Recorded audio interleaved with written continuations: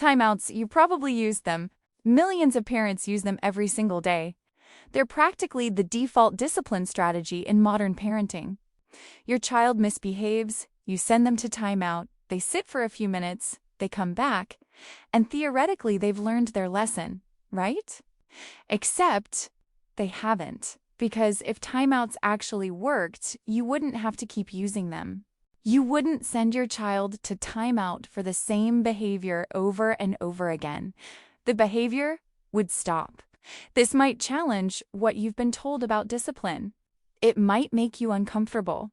But I promise you, if you stick with me through this video, you're going to walk away with strategies that actually work. The theory behind timeout is this: when a child misbehaves, removing them from the situation and having them sit quietly will give them time to calm down and think about what they did wrong. The boredom and isolation are supposed to be unpleasant enough that they won't want to repeat the behavior. It sounds logical. It sounds like it should work. And here's the thing, it's not that timeouts never work. Sometimes they do work, temporarily. Your child stops the immediate behavior.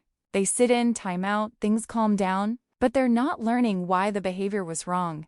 They're not developing internal motivation to make better choices. They're not building emotional regulation skills. They're just learning that if they get caught, they have to sit in a chair for 5 minutes. That's not discipline. That's just a consequence without understanding. Let me break down the problems with traditional timeouts. Problem number 1. Timeouts assume the child already has the skills they need and is choosing not to use them. Think about it. When you send a child to timeout for hitting their sibling, the underlying assumption is, you know hitting is wrong. You know how to use your words. You're choosing to hit anyway. So I'm going to punish you by isolating you. But what if the child doesn't actually have those skills yet? What if in that moment of anger or frustration, they genuinely don't know what else to do? Timeout doesn't teach them what to do instead. It just punishes them for not knowing. It's like taking away someone's crutches and telling them to walk better. They don't need punishment. They need support in building the skill. Problem number 2. Timeouts often happen when the child is dysregulated. Think about when you use timeout. It's usually when your child is at their worst, screaming, hitting, throwing things, completely out of control. Their nervous system is in fight or flight mode. Their thinking brain has gone offline. They're operating purely from their emotional brain. And in that state, we send them to sit alone and think about what they did. But here's what neuroscience tells us. You cannot think your way out of an emotional flood. When a child is that dysregulated, their prefrontal cortex, the part of the brain responsible for rational thinking, learning, and behavior change, is literally not accessible. Sending a dysregulated child to timeout is like trying to teach a drowning person to swim. They can't learn in that state.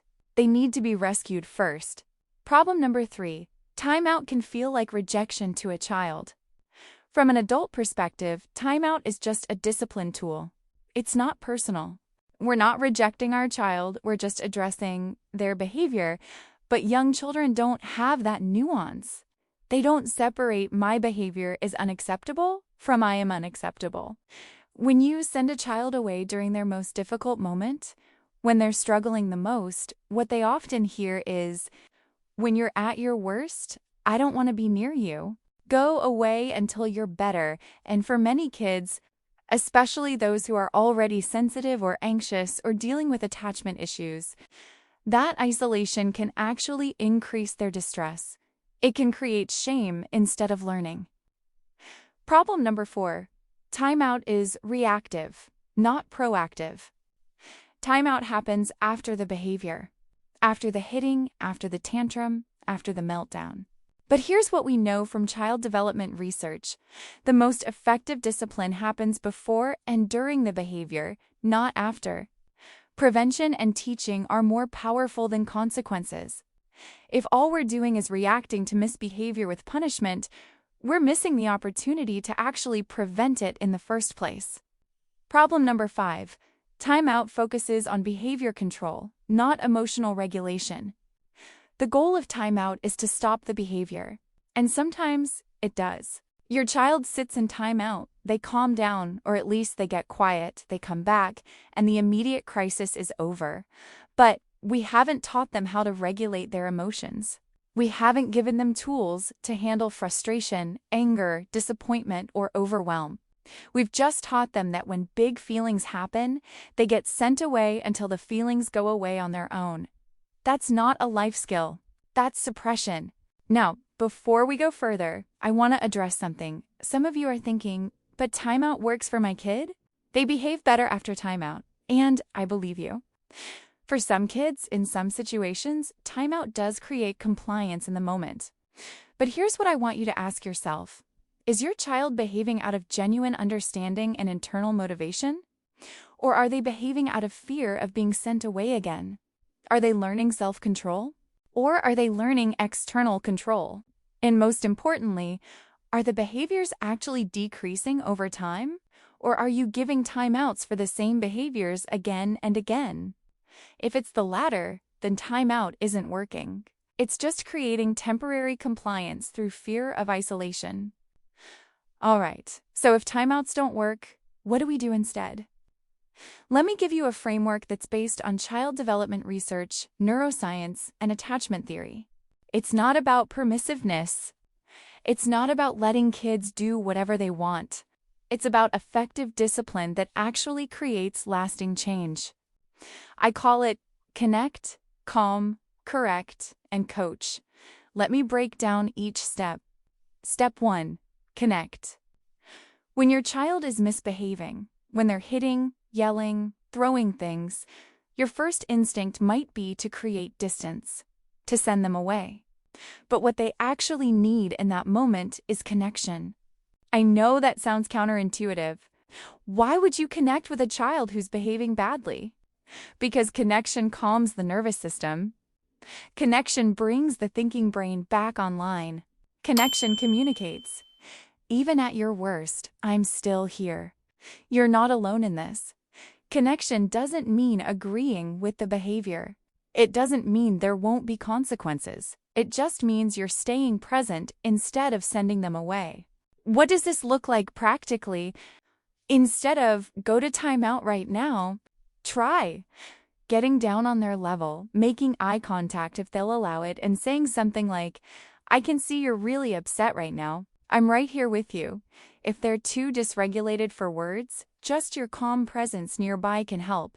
You don't have to say anything. Just be there. Step 2, calm. Once you've connected, the next step is helping them calm down. Remember, they can't learn while they're flooded with emotion. The thinking brain isn't accessible yet. So before we can address the behavior, we need to help regulate the nervous system. This is where time in comes in instead of time out. Time in means you stay with them while they calm down. You might sit nearby. You might offer a hug if they want it. You might do some deep breathing together. You might just give them space while staying in the same room. The key difference: you're not sending them away. You're helping them through it. Some kids calm down faster with physical touch, a hug, a hand on their back, sitting in your lap. Other kids need space. They don't want to be touched when they're upset. That's okay. You can say, I'm going to sit right here while you calm down. Let me know if you want a hug. Some kids benefit from sensory tools, a stress ball, a weighted blanket, listening to music, going outside. The goal is the same: regulation before education. Step 3. Correct. Now and only now can you address the behavior. Once they're calm, once the thinking brain is back online, you can talk about what happened. This is where you set the boundary clearly and firmly. Hitting is not okay. I won't let you hit your sister, and I won't let anyone hit you. We don't throw toys in this house. Toys are for playing, not throwing. Yelling at me like that is not respectful. I don't talk to you that way, and I need you not to talk to me that way. Notice the difference from timeout. You're not punishing. You're teaching. You're explaining the rule and why it matters. Kids need to understand the why behind the rule. Not just because I said so, but the actual reason. We don't hit because hitting hurts people. Our family keeps everyone safe. We don't throw toys because they can break or hurt someone. We use respectful words because everyone in this family deserves to be treated with kindness. When kids understand the reason, they're more likely to internalize the value behind the rule instead of just following it to avoid punishment. Step 4. Coach. This is the step that timeout completely skips. And it's the most important step. Coaching means teaching them what to do instead. If your child hit their sibling because they were angry, they need to know what to do with anger instead of hitting. When you're angry at your sister, you can use words. You can say, "I'm angry," or "I don't like that." You can come get me for help. You can take some deep breaths, but you cannot hit. If your child threw a toy because they were frustrated, they need alternatives for frustration. When you're frustrated, you can ask for help. You can take a break, you can squeeze the stress ball, you can stomp your feet, but you cannot throw things. This is skill building. This is actually teaching them how to manage emotions and make better choices. And here's the key. You might need to practice this with them. Not just talk about it, but actually practice. Let's practice. Pretend you're really angry right now. What can you do instead of hitting? Show me. Role-playing, rehearsing, practicing. These are what actually build new neural pathways in the brain. This is how kids develop new habits. Let me give you a real-life example of how this looks in action. Scenario. Your 4-year-old hits their younger sibling over a toy. Timeout approach. That's it. Timeout. Go sit on the stairs for 4 minutes. No hitting. With connect, calm, correct, coach approach. Connect. You get down on their level. "Hey, I see you're really frustrated right now." Calm. "Let's take some deep breaths together. Can you breathe with me?" You model slow breathing. You stay calm yourself even though you're frustrated too.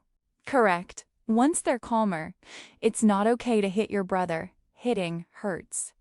"I won't let you hit him, and I won't let anyone hit you." Coach. When you want a toy that your brother has, you can ask him for a turn. You can ask me to help. You can find a different toy to play with while you wait, but you can't hit. Let's practice. Show me how you can ask for the toy with your words. See the difference? You're not just punishing the behavior, you're teaching a better way. Now, I know what some of you are thinking. This sounds like a lot of work. Timeout is faster. And you're right. Timeout is faster in the moment. But here's what you're missing. How much time are you spending on the same behaviors over and over again because timeout isn't actually creating lasting change? How much time are you spending sending your child to timeout multiple times a day for weeks or months? Connect, calm, correct, coach takes longer in the moment. But it reduces the behavior over time because you're actually teaching instead of just punishing. You're making an investment now that pays off later. Let me address another concern. Won't this make my child think they can get away with misbehavior? Absolutely not. You're still setting firm boundaries. You're still correcting the behavior. You're still making it clear that the behavior is unacceptable. The difference is how you're doing it. Firmness without harshness. Boundaries with connection. Correction with teaching. You can be both kind and firm at the same time. In fact, that's exactly what kids need. Here are some other alternatives to time out that work. Natural consequences. Let the natural result of the behavior teach the lesson when safe to do so. If they throw their toy and it breaks, the consequence is no more toy. You don't need to add a punishment on top of that. Logical consequences. The consequence is directly related to the behavior. If they color on the wall, they help clean it. If they refuse to wear their coat, they get cold, and you bring the coat along for when they ask for it. Do-overs, that didn't go well. Let's try that again. Give them a chance to practice the correct behavior immediately. This is especially powerful with young kids. Problem solving together. You're having trouble sharing the iPad with your sister. Let's figure out a solution together. What do you think would be fair? Repair. If they hurt someone, help them make it right. An apology, a kind gesture, helping fix what they broke. This teaches responsibility and empathy. Now let me talk about what to do when you're in public, because I know some of you are thinking, this is great at home, but what about when my kid has a meltdown at Walmart? First, a public meltdown is not the time to teach. The priority is getting everyone calm and getting through the moment. You can do a modified version, connect, get down on their level, stay calm yourself. Calm, help them regulate. Maybe you step outside, maybe you move to a quieter area, maybe you just give them a moment. Correct and coach. This happens later when you're home and everyone is calm. Remember when you had big feelings at the store today? Let's talk about what we can do differently next time. The teaching doesn't have to happen in the moment of crisis. Sometimes, the most effective teaching happens in a calm conversation hours later. Let me also address kids with different needs. Some kids have ADHD, autism, sensory processing issues, trauma histories, or other factors that make traditional discipline even less effective. For these kids, timeout can be especially harmful. Isolation can increase their dysregulation. Sitting still can be nearly impossible. The lack of connection can trigger feelings of rejection or abandonment. These kids need even more connection, more regulation support, more skill building, more patience. They're not being defiant. They're struggling with legitimate neurological or emotional challenges that make certain behaviors harder to control. They need accommodations and understanding, not punishment. Here's something important. This approach requires you to be regulated too. You can't calm your child if you're not calm yourself. You can't connect if you're angry and reactive. You can't teach when you're yelling. So part of this is doing your own work, noticing your triggers, taking your own deep breaths. Sometimes taking your own break before addressing the behavior. It's okay to say, I'm too upset to handle this well right now. I'm going to take a minute to calm down and then we'll talk about what happened. Modeling emotional regulation is one of the most powerful teaching tools you have. Let me give you a developmental perspective on this. Timeouts became popular in the 1960s as an alternative to spanking. At the time, it was considered progressive, a non-physical way to discipline. And compared to hitting children, yes, timeout is better. But we know so much more now about child development, brain science, and what actually creates behavior change. We know that connection is more powerful than isolation. We know that teaching is more effective than punishment. We know that regulation comes before reasoning. So while timeout might have been the best we knew 60 years ago, we can do better now. Here's what I want you to take away from this video. Discipline is not about control. It's about teaching. The word discipline comes from the Latin word discipliner, which means teaching or learning. The goal is not to make your child obey out of fear. The goal is to teach them self-control, emotional regulation, problem-solving, and empathy. Timeout doesn't do that, but connection does. Coaching does. Teaching does. You don't have to be perfect at this. You're going to mess up. You're going to react instead of respond sometimes. You're going to yell. You're going to want to just send them to their room because you need a break. That's okay. This is about progress, not perfection. The fact that you're watching this video, that you're trying to learn better ways, that already makes you a great parent. So here's my challenge for you. The next time your child misbehaves, instead of immediately sending them to timeout, try the 4 C's. Connect. Get on their level. Stay present. Calm. Help them regulate before you try to teach. Correct. Set the boundary clearly and explain why, coach. Teach them what to do instead. It's going to feel awkward at first. It's going to take longer. You're going to want to default back to what you know, but stick with it, because this is what creates real, lasting change. Here, we're building a community of parents who want to do better, who want evidence-based strategies, who are willing to challenge the old ways of doing things. And I don't want you to miss future videos, so don't forget to subscribe to the channel, and if you can, drop a comment below. Tell me, are you going to try this approach? What's your biggest struggle with discipline right now? What questions do you have? And if you know another parent who's struggling with timeouts or discipline in general, share this video with them. Let's help each other raise kids who are emotionally healthy, not just compliant.